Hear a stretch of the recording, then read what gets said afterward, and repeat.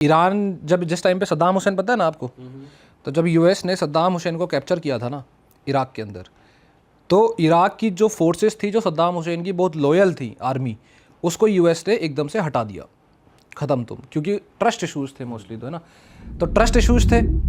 वो आर्मी को हायर करने के लिए कौन खड़ा था? ईरान खड़ा था, बैग भर भर के पैसों का लेके। उन्होंने वहाँ पे कुछ ऑर्गेनाइजेशंस को जन्म दिया इराक के अंदर, जिनका नाम कताइब हिजबुल्ला और कुछ और ऑर्गेनाइजेशंस बनी। अब इराक की गवर्नमेंट बन गई जिसको यूएसए जो है वो रन करवा रहा है, ठीक है, कोट पैंट वाली गवर्नमेंट प्रॉपर। अब यूएसए जो है वो फंड करता है इराकी गवर्नमेंट को कि तुम जो है अपनी गवर्नमेंट बढ़िया से चलाओ, क्योंकि वहाँ पे आईएस का खतरा बना रहता है, ठीक है, वो अलग ही हो गई बिल्कुल। अब लेकिन प्रॉब्लम यह है कि इराकी गवर्नमेंट आईएस के साथ लड़े कैसे? उसे आर्मी चाहिए, जो उसके पास ऑलरेडी थोड़ी बहुत बची वो तो है, लेकिन और चाहिए। तो उस आर्मी में कौन गया? वही कताइब हिजबुल्ला और वो बाकी जो ऑर्गेनाइजेशंस जो ईरान ने बनाई थी।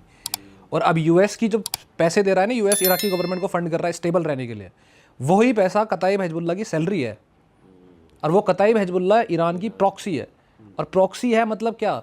अभी जब लड़ाई नहीं हुई थी ईरान जो यूएस ने ऑपरेशन एपिक फ्यूरी करा और फिर ईरान ने वापस यूएस के एयर बेसिस पे अटैक किया, तो ईरान नहीं कर रहा था, वो कताइब हिजबुल्ला कर रही थी, वही जो यूएसए से पैसे ले रही है और यूएसए पे अटैक कर रही है। ये तो सिर्फ एक ग्रुप हुआ, ठीक है, जो अगर आप देखोगे इराक के अंदर है। फिर आप इधर की साइड आओगे मिडिल ईस्ट में, आप मैप में दिखा देना, मैं आपको फोटोज़ दे दूंगा चाहिए होंगी तो। यमन देखना आप, यमन पड़ता है सऊदी अरेबिया के पास, वहाँ पे हौदिस करके एक प्रॉक्सी है, वो भी इसी तरीके से काम करती है।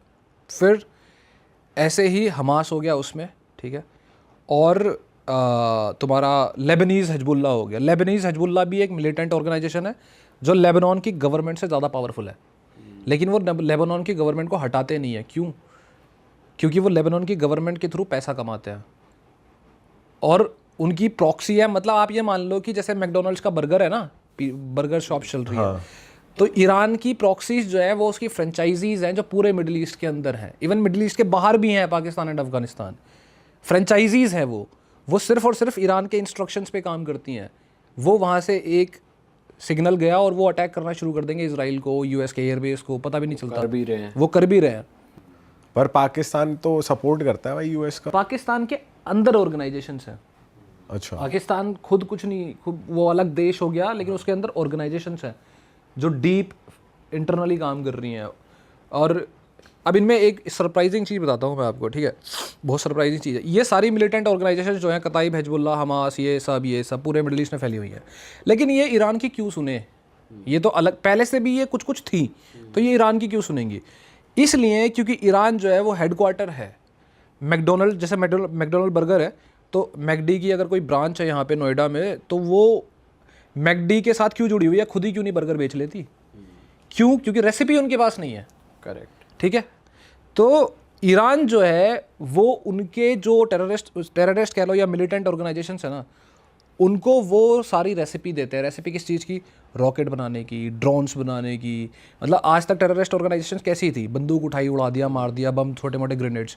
उनके पास रॉकेट्स हैं, उनके पास ड्रोन्स हैं, बैलिस्टिक मिसाइल्स हैं, एंटी टैंक मिसाइल्स हैं। वो कहाँ से आ रही हैं? ईरान के पास से सारी टेक्नोलॉजी, सारी मेथोडोलॉजी आती है। इनफैक्ट ईरान ने प्रॉपर तरीके से ऐसे मान लो कि हेडक्वार्टर्स ऐसा बना रखा है कि एक यूनिट है, यूनिट 101, वो यूनिट क्या बनाती है? उस यूनिट का काम है, एक लैब बना रखी है, उस लैब में सारी टेस्टिंग करना कि मिसाइल कहाँ जाएगी, कैसे जाएगी। दूसरी यूनिट बना रखी है, वो क्या करती है? स्मगलिंग। मतलब ईरान से अगर तुम्हें मिसाइल का कोई मटेरियल चाहिए जो तुम्हारे पास नहीं है, कताइब हिजबुल्ला के पास नहीं है या हमास के पास नहीं है, वहाँ से स्मगलिंग करके पहुँचा दिया जाएगा। अच्छा, और ये क्यों बनाया गया था? ये इतना बड़ा जो ये तो एक तरीके से यार ये कंपनी हो गई, कंपनी है भाई, पूरा स्ट्रक्चर है ये तो। हाँ, तो ये बनाया क्यों था? ये बनाया इसलिए था क्योंकि जब इराक में सद्दाम हुसैन को कैप्चर किया तो इनको ये बात समझ आ गई थी कि Saddam Hussain was working like a spider. आप स्पाइडर का सिर काट दो, स्पाइडर ख़त्म, उसके टांगे किस काम की है? तो इन्होंने स्टार फिश बनाई। स्टार फिश का मतलब क्या होता है कि आप उसका कोई सा भी पार्ट काट दो, वो दोबारा उग जाता है, और जो पार्ट कट गया वो अपने आप में स्टार फिश बन जाती है बाद में। भाई वैसे जैसे ईरान सपोर्ट कर रहा है इन मिलिटेंट ऑर्गेनाइजेशंस को, तो जो इसराइल के अगेंस्ट फाइट करते हैं ऐसे ग्रुप्स, बट अभी जो वॉर इनिशिएट की गई है ईरान के ऊपर, जो अटैक किया गया था, ऐसा कहते हैं कि वो न्यूक्लियर वेपन्स डेवलप कर रहे हैं, ऐसी साइट्स पे इसलिए अटैक किया गया है, तो वो वाली चीज़ कहाँ से आई फिर?